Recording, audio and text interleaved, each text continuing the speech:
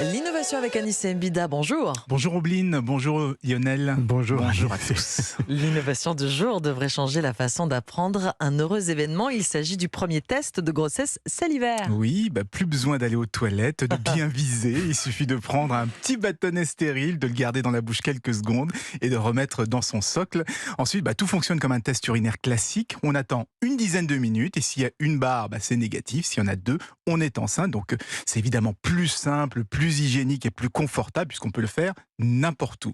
Alors ça fait quelques années qu'on en parle, mais comme tous les produits médicaux, il a d'abord dû passer par tout un périple réglementaire et cette fois, ça y est, le test est commercialisé. Alors, pour l'instant, en Angleterre et en Irlande, mais ça ne devrait pas tarder en France.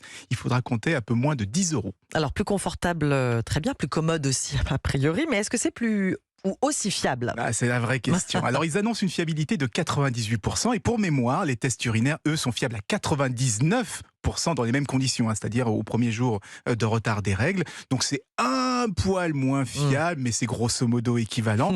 De toute façon, même les tests urinaires sont utilisés aujourd'hui à titre indicatif. On finit souvent par confirmer la grossesse par un test sanguin fiable, lui, à 100%.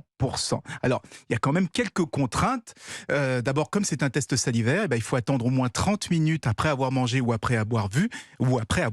Oui. Sinon, ça pourrait fausser les résultats. Et c'est la société israélienne Salignostic qui a développé ce test. Et pour la petite histoire, ce sont les avancées en matière de tests salivaires pour le Covid qui ont permis d'accélérer son développement. Alors, est-ce que ça veut dire, Anissé, qu'à l'avenir, on pourra avoir de plus en plus de tests salivaires ? Oui, parce qu'on arrive de mieux en mieux à détecter les composants dans la salive. Par exemple, on travaille déjà sur un test salivaire capable de détecter l'endométriose. Vous voyez l'intérêt, aujourd'hui, ce sont des examens gynécologiques parfois lourds. Et bien, demain, on pourrait le dépister confortablement à la maison. Et c'est peut-être qu'un jour, je ne sais pas moi, la plupart des tests urinaires vont se transformer en tests salivaires, plus simples, plus hygiéniques. Je ne sais pas pour vous, mais moi, je signe tout de suite. Oui, personne ne s'en plaindra. Je suis d'accord avec vous. Merci Anissé, bonne journée et à lundi.